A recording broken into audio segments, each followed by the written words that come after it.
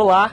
Seja muito bem-vindo a mais uma retrospectiva do AmazonSat, o canal que é a cara e a voz da Amazônia e do Amazônida. A partir deste momento, você é o nosso convidado a rever os fatos marcantes de 2014 em toda a região.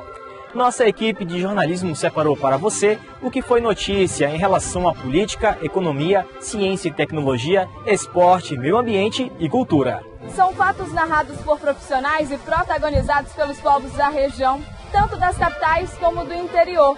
Não hesitamos em investir em tecnologia, uma forma de manter a qualidade da informação passada a você e garantir a sua confiança, telespectador. Esteja atento e prepare-se para relembrar o que foi notícia.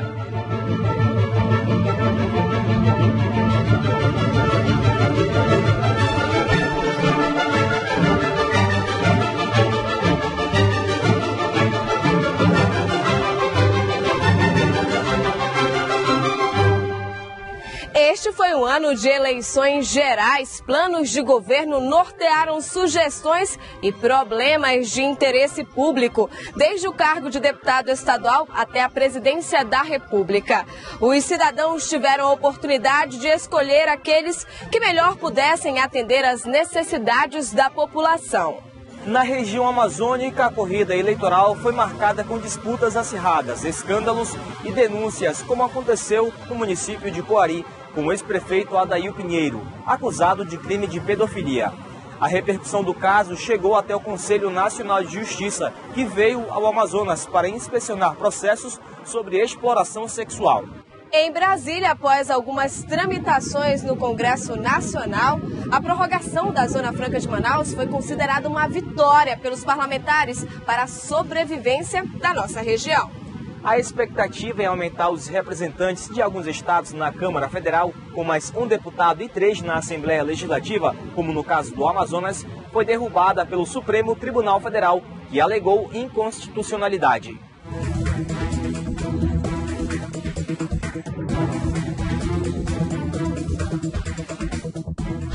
No ano de eleições gerais, além da presidência da República, as atenções se viraram para a sucessão do governo do Amazonas.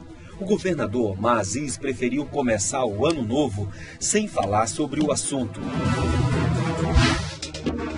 Mas o Amazonas logo virou destaque nacional em janeiro.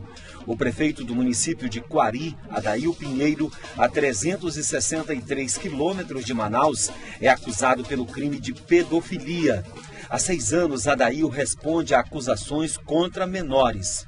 O caso tomou tamanha importância que uma comitiva do Conselho Nacional de Justiça, o CNJ, iniciou uma inspeção no Tribunal de Justiça do Amazonas nos processos relacionados ao caso de exploração sexual que envolvia o prefeito de Coari. Com relação às ações penais envolvendo violação de crime de pedofilia, trata-se de processos que têm prioridade absoluta pela natureza desses processos, pelas vítimas envolvidas nesse procedimento. Diante da pressão, na primeira semana de fevereiro, o prefeito se apresentou à polícia e foi preso num batalhão da PM. Denunciado pelo Ministério Público e acusado de chefiar uma rede de exploração sexual de crianças e adolescentes, o prefeito não foi sozinho para a cadeia. Os acusados são o secretário de Terras e Habitação Francisco Erimar Torres de Oliveira, o chefe de gabinete Eduardo Jorge de Oliveira Alves, a funcionária pública Alzenir Maia Cordeiro, conhecida como Show, e os irmãos Anselmo e Elias do Nascimento Santos. Os 5 foram presos no município de Coari, localizado a 363 quilômetros de Manaus, e trazidos para a capital pela Polícia Civil até a Delegacia Geral na Zona Oeste, por volta das 11 horas da manhã de sábado. A ação foi coordenada pelos delegados Ana Oliveira e Rafael Costa e Silva, com o apoio de integrantes da Força Especial de Resgate e Assalto. Em novembro, por unanimidade dos votos, o Pleno do Tribunal de Justiça do Amazonas decidiu pelas condenações de Adail Pinheiro a 11 anos e 10 meses de prisão em regime fechado e de 4 outros envolvidos. Nos autos, todas as pessoas são acusados ou condenados.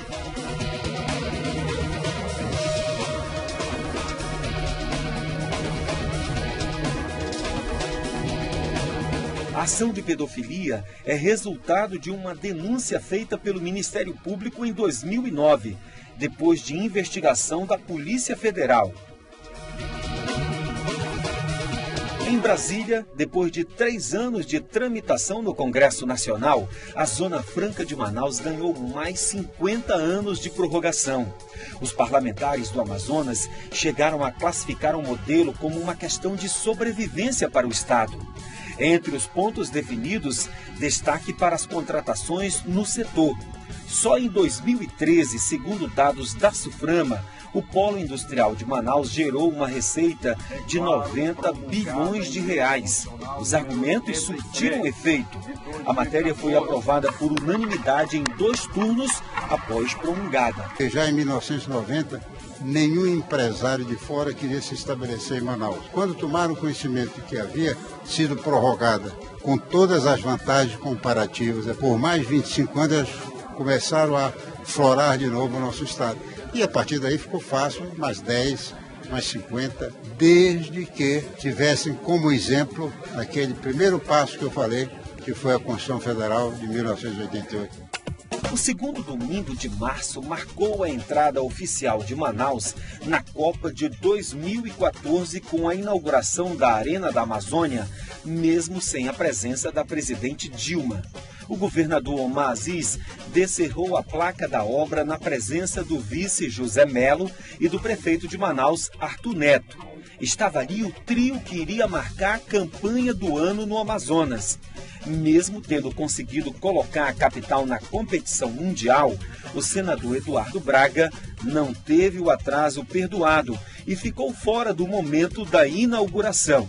Hoje não é dia de falar de críticas, hoje é dia de comemorar. Eu acho que é um grande sonho realizado. Todos aqueles que vivem o Amazonas, conhecem o Amazonas, saber que não é uma obra fácil, nós vamos ter problemas nela. Não adianta a gente achar que está tudo certinho. Tem uns problemas que nós vamos ter que resolver. Na primeira sexta-feira de abril, Omar renunciou ao cargo de governador para concorrer ao Senado. E José Melo recebe a faixa de governador depois de 32 anos de vida pública. A solenidade no Teatro Amazonas teve entre os convidados o ex-governador amazonino Mendes, que abençoou Melo, mas não caminhou com o novo governador o ano inteiro. E que eu vou fazer o máximo da minha vida, usar de toda a experiência que eu adquiri, usar de toda a sabedoria que eu beberei daqueles que eu citei ainda há pouco, para me inspirar nas ações, nas atitudes do dia a dia. Com uma diferença de apenas 1.777 votos, os candidatos Eduardo Braga, do PMDB, e José Melo, do PROS, adiam o resultado final da eleição para o dia 26 de outubro. O ex-governador do Amazonas, Omar Aziz, recebeu mais de 930 mil votos, o equivalente a 58,51% dos votos, e ganhou a cadeira no Senado. Já o prefeito de Manaus, Arthur Neto, comemorou a vitória do filho dele, o tucano Arthur Bisneto, eleito com mais de 250 mil votos para deputado federal. Ele é o candidato mais bem votado proporcionalmente na eleição de 2014 em todo o Brasil, com 15,13% dos votos válidos. Na contramão, o deputado federal do Amazonas pelo PSD amazonense, Carlos Souza, renunciou ao mandato, alegando reconhecer o recado das urnas com a derrota, depois de 3 mandatos na Câmara Federal. Em todos os estados da região norte, a disputa também foi para o segundo turno. Em Roraima, no extremo norte do país, uma mulher vai assumir o comando do estado em 2015.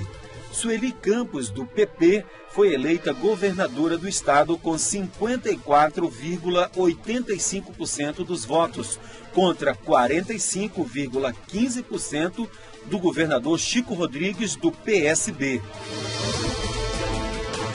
No Amapá, uma virada. O candidato do PDT, Valdez Góes, obteve 60,58% dos votos válidos e conseguiu retomar o comando do estado, no qual já esteve por 2 mandatos, em 2003 e 2010.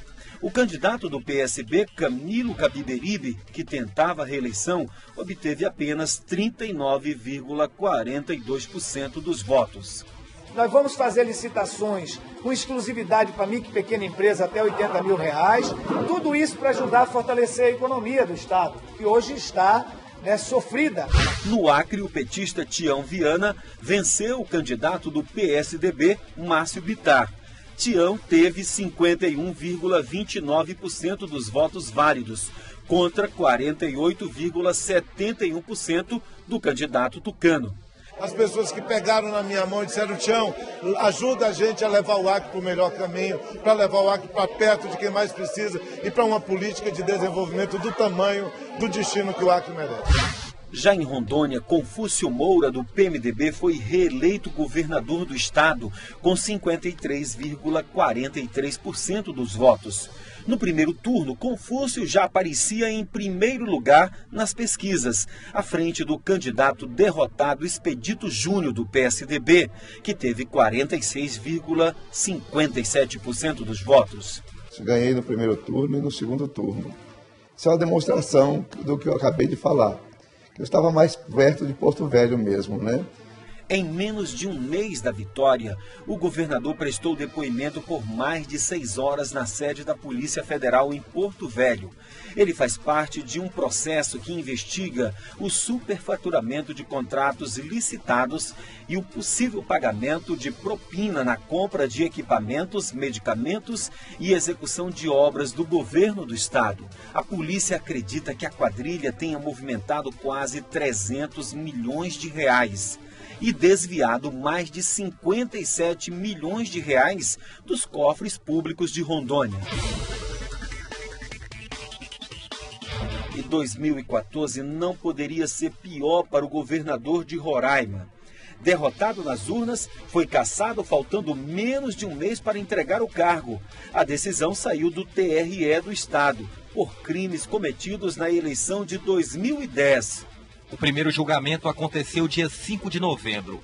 Chico Rodrigues entrou com recurso, mas a decisão foi mantida pelos juízes do Tribunal Regional Eleitoral há 2 dias. Na realidade, ontem nós tivemos a reiteração, uma decisão tomada no dia 5 de novembro, e ela foi baseada no artigo 30A da Lei 9.504, que é a captação ilícita de gastos ilícitos de campanha. Com uma liminar do Tribunal Superior Eleitoral, Chico Rodrigues, do PSB, voltou ao cargo de governador no início de dezembro.